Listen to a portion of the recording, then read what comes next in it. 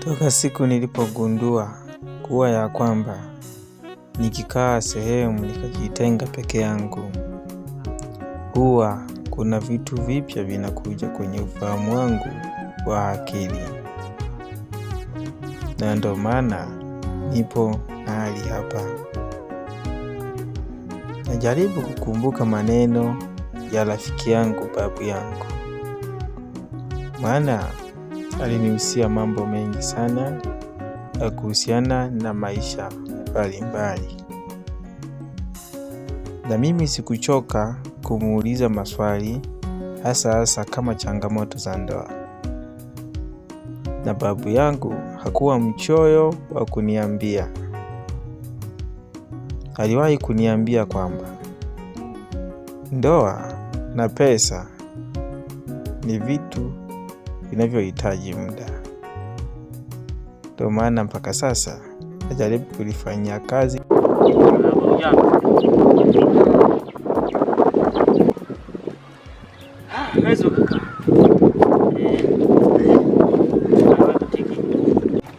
Mimi nakashida kidogo, sawa. Naomba unisaidie wewe kama kakaangu. Bwana mimi hapa na dada yangu. Na yeye sawa. Na yeye ameolewa. Lakini ndoa yake yani ina mvurugano. Yani kumbe chanzo cha mvurugano kuna mtu mwingine ambaye anaingilia kwenye ndoa yao. Sasa mimi kaka nimekaa nikaanza sasa nafanyaje? Sasa unataka kuniambia kwamba wewe umeshagundua kwamba ana mtu mwingine kwenye mahusiano ya dada yako. Kwani unataka kuniambia wewe alikwambia au wewe ulijueje? Hapana, hajaniambia, lakini siku za nyuma hapa dada na shemeji walikuja nyumbani. Shemeji alilalamika sana. Mimi nikakaa nikawaza sasa hapa shemeji yangu namsaidiaje? Ngoja nifuatilie mimi kama mimi binafsi, hata baba mwenyewe sijamwambia. Ndio nimefuatilia, nimechunguza mimi ninapojua mimi. Nimegundua kwamba hivi ana mwanaume mwingine na ushahidi upo pia. Kama nikimwambia akakataa, mimi nishauri kwa hapa mimi nitafanyaje? Au hiyo ndoa atasaidiaje hapa mimi nisaidie kaka? Unasema kwamba na ushahidi unao? Na ushahidi nao. Upi sasa? Ushahidi upo, maana hawezi kitu wakitamka na ushahidi nao. Ulimsikia akiongea au sio kuongea tu. Na ushahidi hadi wa picha kabisa, kwamba picha hii hapa wako pamoja. Kuchukua picha mimi.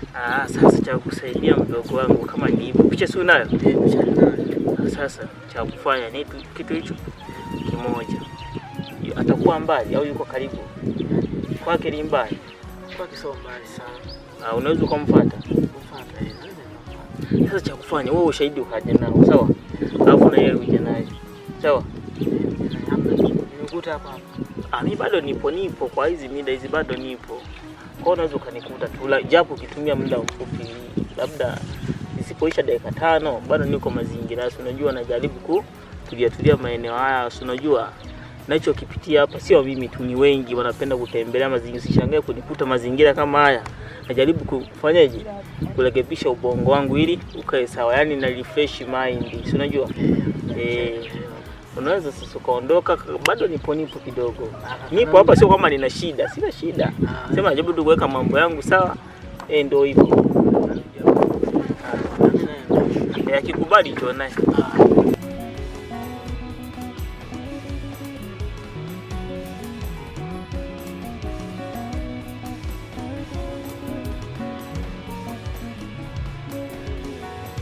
Mungu simama katikati ya hili jambo, ili likaweze kuisha kwa uwezo wako.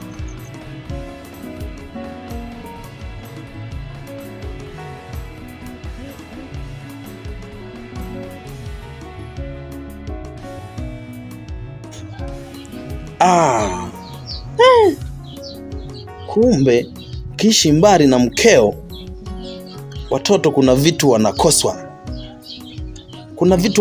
Vitu vya msingi sana vinakosekana. Tatizo kuu ni kwa sababu mke wangu anaishi mbali na familia yangu, yuko kikazi. na shida ni utafutaji. Huu utafutaji kuna muda unatuweka mbali. Sasa ni bora nifanye utafiti wowote, mke wangu arudi, niishi naye pamoja hapa nyumbani ili tulee watoto wetu. Kwa sababu ya watoto hawa kuna vitu wanakosa. Mwanangu namfundisha, lakini naona kama vile hanielewi. Laiti angekuwepo mama yake hapa karibu, nikawa naongea mimi na mama yake anaongea, yawezekana mtoto wetu angetuelewa kirahisi. Sasa inabidi nitengeneze kitu kimoja hapa sasa hivi, nifanye utaratibu, mke wangu huko anakofanyia kazi ahame huko, aje huko niishi naye pamoja na familia yangu.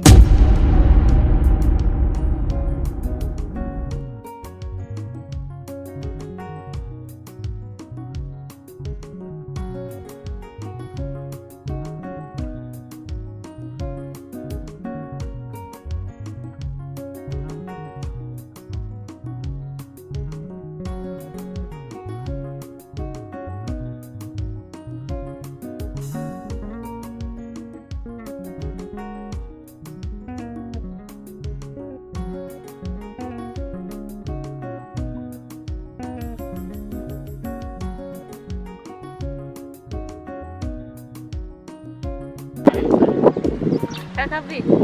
Sawa, vipi na?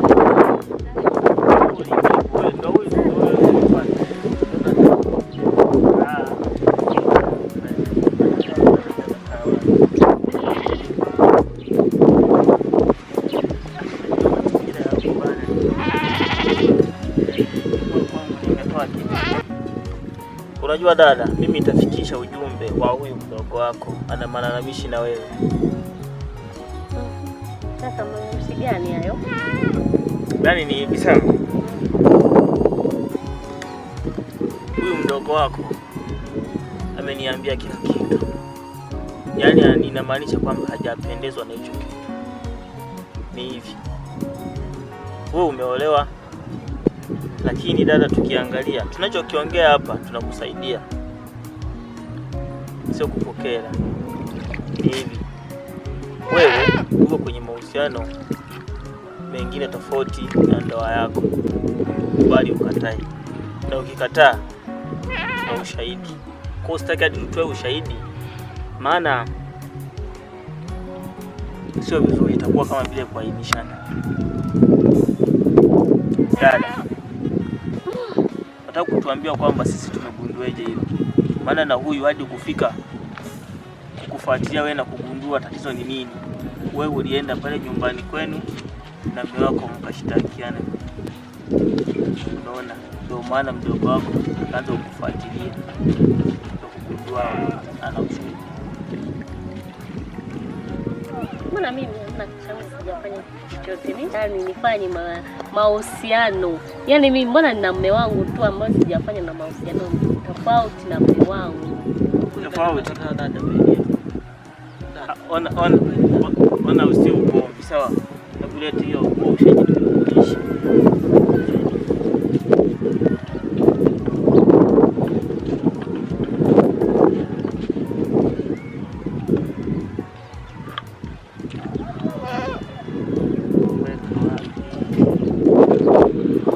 Unaona dada? Sio ni wewe, nitakutuambia huyu ni nani? Huyu ndio mume wako.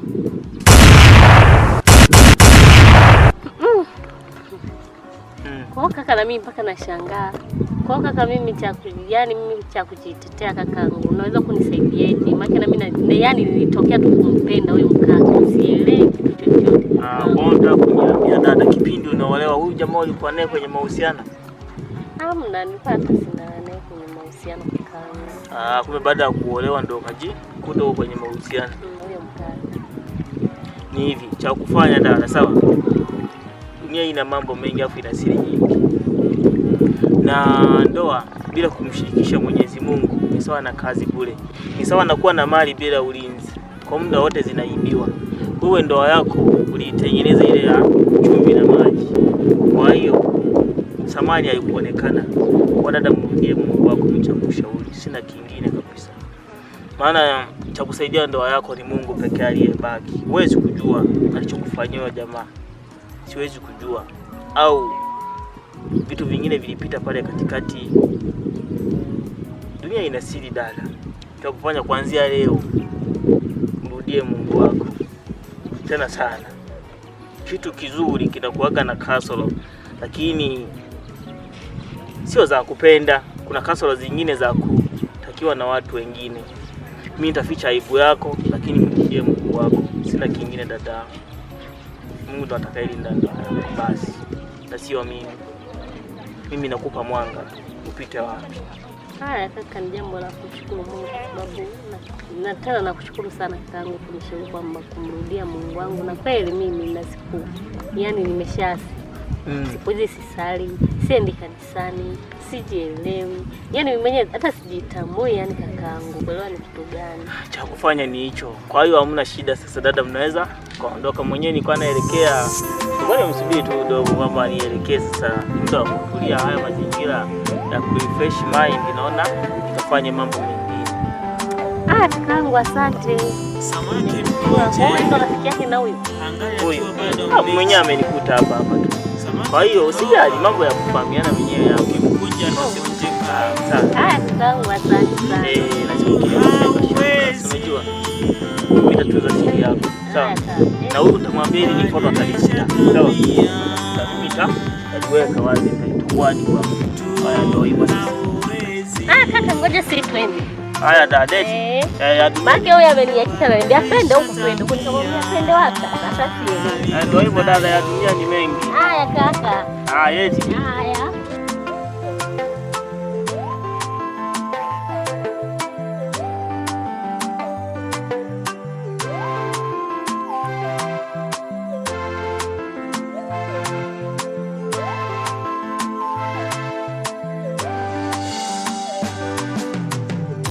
Ni neema tu itambadilisha, ni neema tu itambadilisha. Yupo Mungu anaweza, yupo Mungu anaweza. Tabia ya mtu dawa yake ni pekee.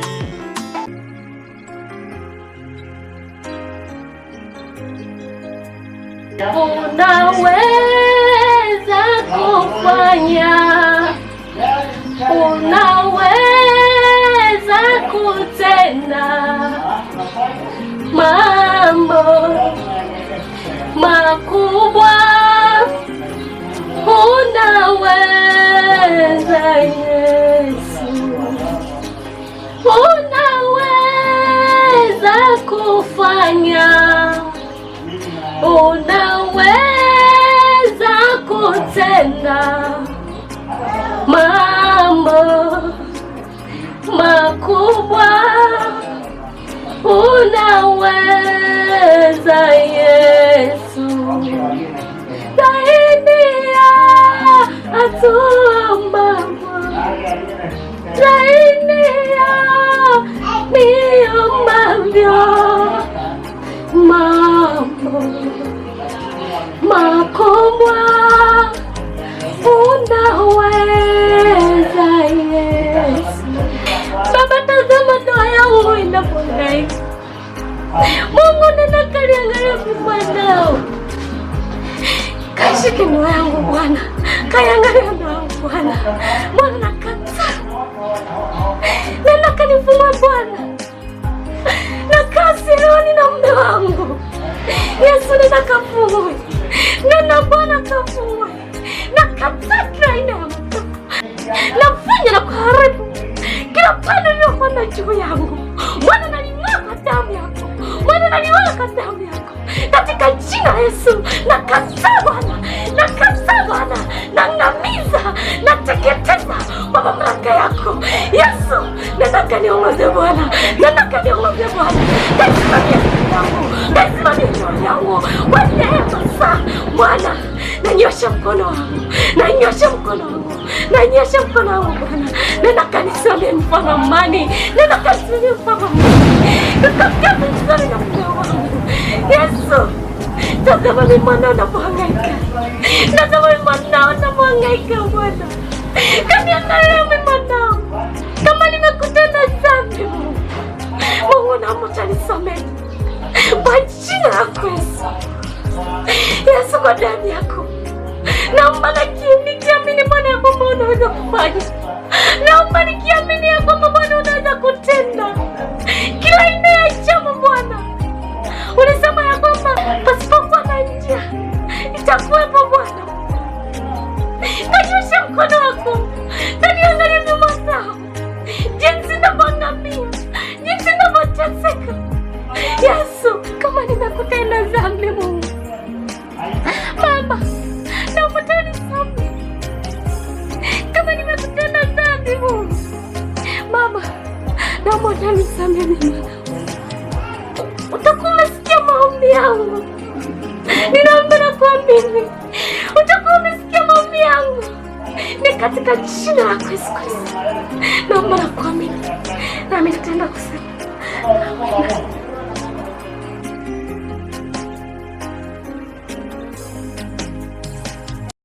Kumbuka ni siku 788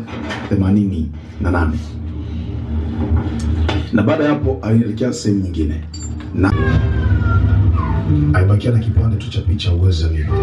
Sasa wakati huo kuna askari mwingine anamfuata. Mwanangu amelala kwa muda mrefu sana hivi. Sasa risasi zilikuwa zikisikia kila kona, mzee, kila upande. Bibi hapo. Asante. Hapo tumia ile mobile inaitwa nguzo ya ndoa sehemu ya 4. Kumbe ni wewe? Ni mimi bibi na hapa. Nakuaje? Salama. Unaona tangu ile siku ambayo tunakutana ile. Ndio nipaka kidogo hapa ndio nimenunua ile hapo nipata kujipumzisha na mimi. Una maisha umepata kazi. Wewe ndio bwana kutafuta wapi sijakupata. Kwa vile mimi nina haraka hiyo simu nitumie hiyo movie hapo baadaye tutakuja kuongeza sasa. Sawa. Kama umepata kazi. Ndio masuala mengine tutaendelea kujuzana sasa. Sawa kabisa.